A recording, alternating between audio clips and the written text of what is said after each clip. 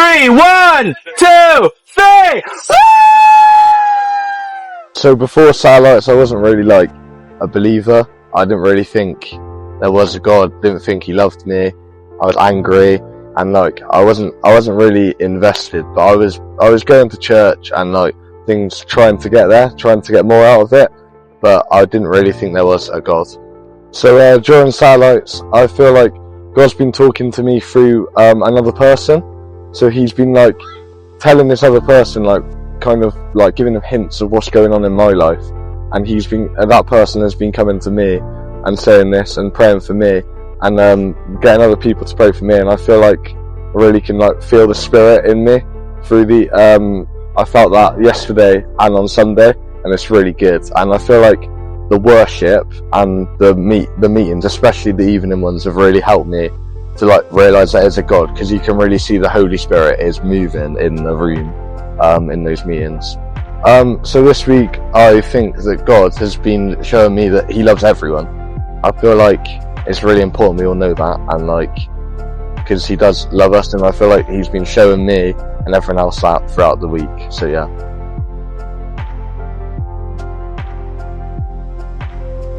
So before Satellites, I was kind of, I didn't know what to believe. I didn't know if God was real or not. I went to church to try and figure out like if I actually had a purpose in life.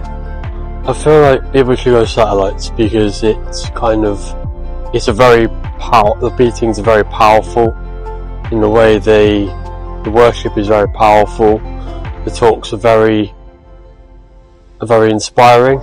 I think that one of the things that makes Satellites so special is the fact there's many youth groups across the country will come to this one place, and it's like a big family.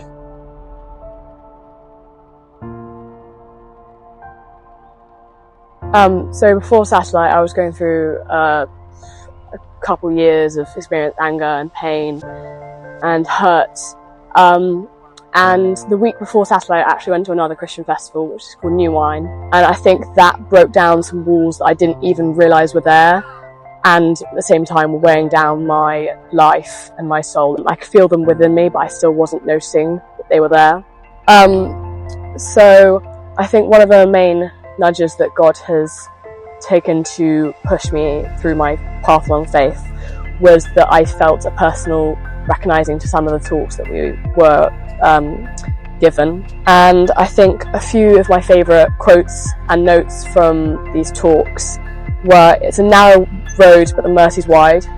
I think that one really stuck out to me. It's probably my favourite one throughout the whole week so far. And the other one was, being a Christian is not easy, but it's better. I do believe that now, after experiencing 2 weeks of pretty intense camping, but also being surrounded by the Holy Spirit. Being a Christian is 100% not easy, but it's by far the best way to live with God alongside you. I think if I was to have a message for myself for these festivals, it would be that I would enjoy it a lot more than I thought I would.